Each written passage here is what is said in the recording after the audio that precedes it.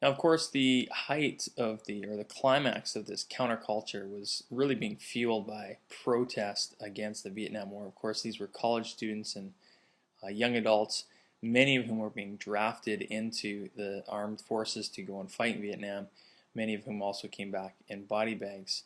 And it did much to, television did much to rouse a lot of the public opposition to the war as the images from the Vietnam War were being piped into living rooms across America. Of course, the counterculture was also reflected in a lot of the music of the 1960s. Country Joe and the Fish, very famously at Woodstock, had their I Feel Like I'm Fixing to Die Rag, which was just one of many songs that were published or recorded during the 1960s and 70s, which reflected the animosity that many Americans had toward the Vietnam War.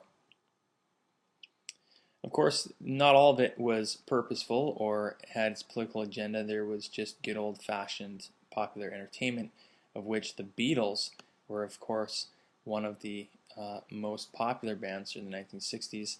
They too did also represent counterculture, but in ways that were a little bit different from what some of the American bands and stuff did. Of course, Lyndon Johnson, the Vietnam War destroyed his presidency and brought in Richard Nixon, who was known as a bit of a cold warrior, a hardliner, sort of represented a return to conservatism, and he campaigned to end the Vietnam War and won the election, in part only because of the fact that Robert Kennedy, who would have ran against him and probably won, was assassinated earlier in the year. 1970, again, Vietnam War was still going on. Anti-war protests continued. Some of them got violent, including in 1970 when 4 students were shot and killed by National Guards during a protest in Ohio. And this really led to a bit an increasing credibility gap with the American presidency, American government. We've already seen how Americans felt like they were being lied to by events in the Vietnam War. But there were some successes by the American government. In particular, Nixon was able to exploit the Sino-Soviet split and extended a policy of détente to sort of ease some of the Cold War tensions. But there also were some other crises at home. The economic boom of the 1950s had come to an end, and the OPEC crisis in 1973 revealed the U.S. dependency on cheap oil and caused a lot of inflation. Nixon really was destroyed by the legacy of the Vietnam War.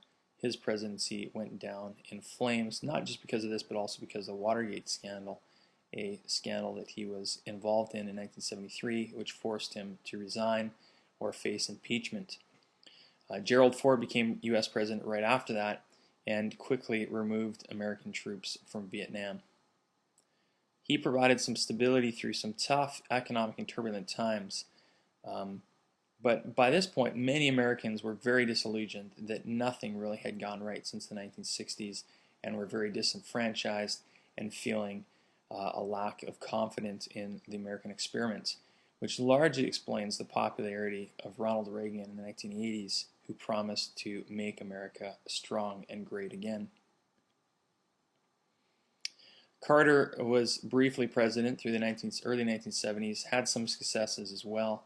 But under Carter, détente had come to an end, largely because he misunderstood the Soviets, and he had done much to antagonize them, including placing embargoes in the United States or on USSR, boycotting Olympics, and putting a lot of pressure on the Soviets to live up to their human rights commitments under the Helsinki Accords in 1975.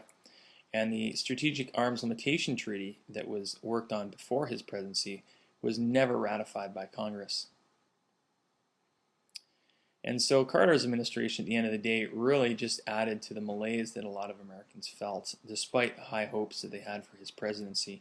The climax of that all was the Iranian Revolution in 1979, where the U.S.-supported Shah was overthrown, as well as the Soviet invasion of Afghanistan in the same year.